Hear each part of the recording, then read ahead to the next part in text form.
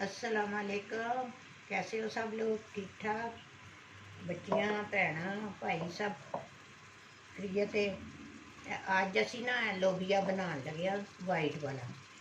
2 प्याज और 2 टुकड़े ये अदरक दे और एक लहसुन दी बटी, वो डाली।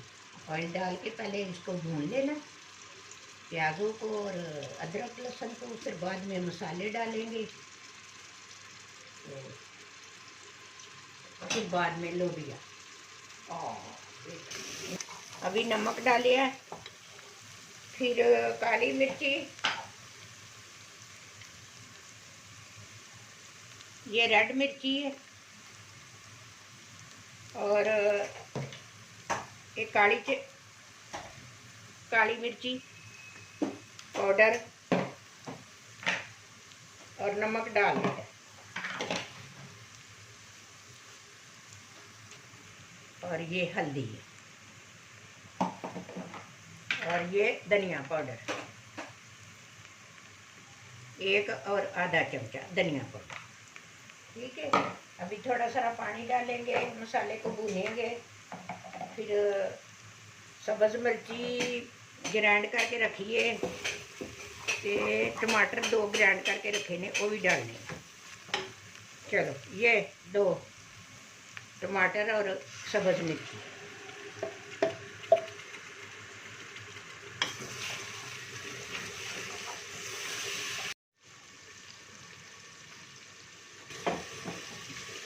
नमक मिर्ची डाल लीए। हुण विच मैं दसिया होरे पहले भी, हुण भी दसनी आ भी तुहानूं कि 2 टमाटर ते थोड़ियां जिहियां हरियां मिर्चां सब्ज़ वो लईआं ने, वो पाईआं ने। वो भुन के मसाला असी विच ए जिहड़ा लोबिया है ना, वाइट लोबिया जिन्हों कहंदे ने किडनी बीन्स, ये बड़ा ताकत वाला हुंदा है। ये गोश्त तो भी वधिया हुंदा है। ते तुसीं ए बना के ना ते खाया करो, क्योंकि यह भी सेहत वास्ते बड़ा अच्छा है, गुर्दियां वास्ते, दिल वास्ते ये बड़ी अच्छी चीज़ है। तो तुसीं ए बना के खाया करो। चिट्टा लोबिया भी कहंदे ने, किडनी बीन्स भी कहंदे ने। तो एक तो राजमा होंदे ने ना, तो ये वाइट लोबिया ये भी बड़ा अच्छा बनता है। हुण मैं मसाला भुन के ते फिर बिच थोड़ा सारा पानी पावांगी। तो ये ज़रा तां मारिया ये अज प्रैशर च बना रहे हैं कि ज़रा कि ना अंदरों ये जी गुटली है ना, वो ज़रा रही है सख्त। इस वास्ते लोबिए इस वास्ते असी ना थोड़ा जहा इनू प्रैशर दे रहे हैं। तो इंशाल्लाह अच्छा बनेगा। और तुसी देखियो, पहली बारी बना रहे हैं वीडियो, तो तुसी भी बनाए। मेरिया बच्चियां, मेरिया भैनां, मेरे भाई, जोड़े मेरे बच्चे देखते हैं, वो भी जो भी ने, तो बस बनाया करो। अल्हम्दुलिल्लाह रोजे तो हम गुजर गए ने, थोड़े 15-20 दिन हो गए ने।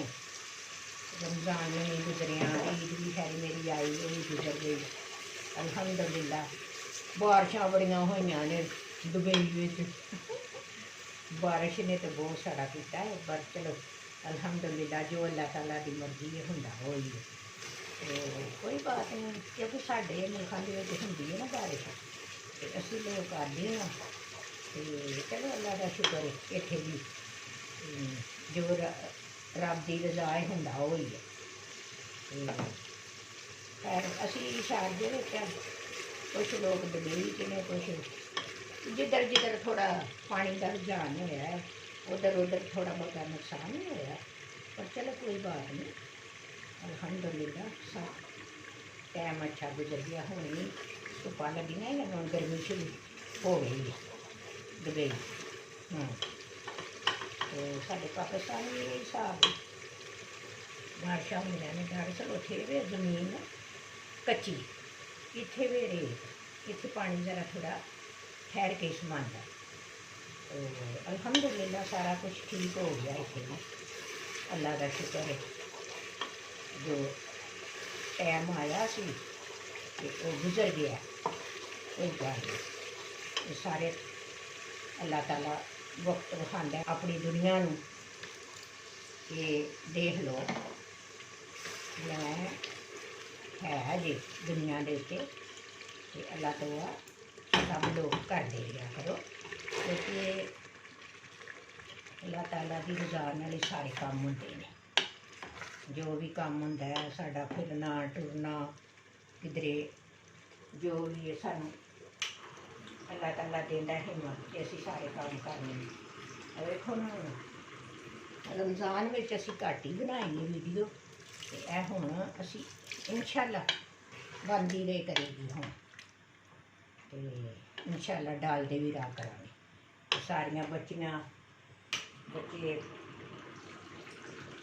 मेरिया भैन सब देखन ते अपना जो तरीका है चलो अल्हम्दुलिल्लाह आप लोग भी बनाते हो लेकिन चलो कुछ मालूमात जड़ी है ना वो दूसरे से भी देखन तो ना कुछ पता चल जाता है।